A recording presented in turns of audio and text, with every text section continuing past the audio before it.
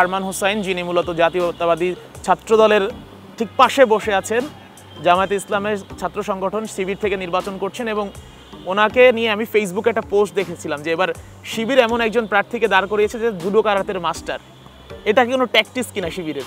অবশ্যই না, তারা যোগ্যতা এখানে প্রাধান্য দিয়েছেন যে ক্রীড়া সম্পাদক অবশ্যই ক্রীড়ার সাথে যুক্ত থাকতে হবে এবং তার সাংগঠনিক দক্ষতা থাকতে হবে। এই দুইটা জিনিস না হলে কিন্তু এখানে স্টুডেন্টরা চয়েস করবে না।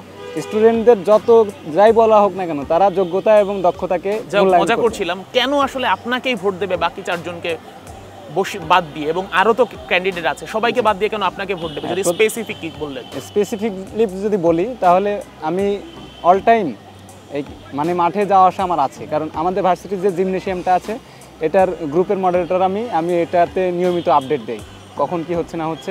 প্লাস আমি জুডো কারাতে ক্লাবের সভাপতি, বিএনসিসির ক্যাডেট আন্ডার অফিসার ছিলাম, বাঁধনের সভাপতি ছিলাম এবং কিছুদিন আগে জুলাই রান 5K একটা রানের আয়োজন করেছি। একই সাথে আমি নিজে একটা সংগঠন তৈরি করেছি যেটার কাজ হচ্ছে স্কুল, কলেজ, ইউনিভার্সিটিতে ইউথদেরকে সেলফ ডিফেন্স এবং ফিটনেস সম্পর্কে অ্যাওয়ারনেস বিল্ড করা।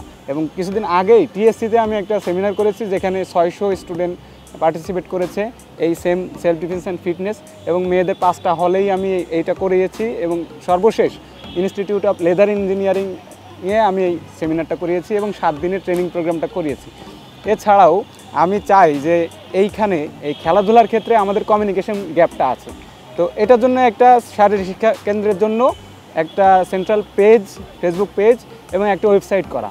ওয়েবসাইটের মাধ্যমে সব কিছু কন্ট্রোল করা, সব ডাটা আদান প্রদান যাতে ওয়েবসাইটে হয়, কারণ এখন আমরা আধুনিক যুগে বাস করতেছি, অ্যানালগভাবে ওইভাবে ডাটা আদান প্রদান করা ঠিক না।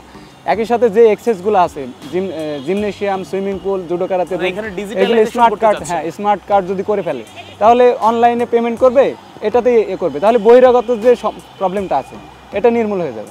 আরেকটা প্রবলেম যেটা আছে সেটা হচ্ছে এই যে কোটা সিস্টেম। কোটাটা কেন আসলো? আসলে কোটা আসার কারণে কিন্তু অনেক বড় একটা প্রভাব পড়ছে সাধারণ স্টুডেন্টদের ভিতরে। এই যে মূলনীতিগত যে বৈরিতা এখন এখানে আছে, এটার কারণ হচ্ছে এখানে যারা প্রশাসনিকভাবে আছে তারা এই জিনিসটাকে গুরুত্ব দিচ্ছে না। তো আমরা চাই যে এইটা যাতে গুরুত্ব দেয়।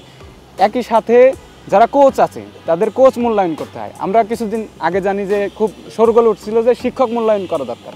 এখানে যারা খেলাধুলা শেখায় তাদেরও মূল্যায়ন দরকার।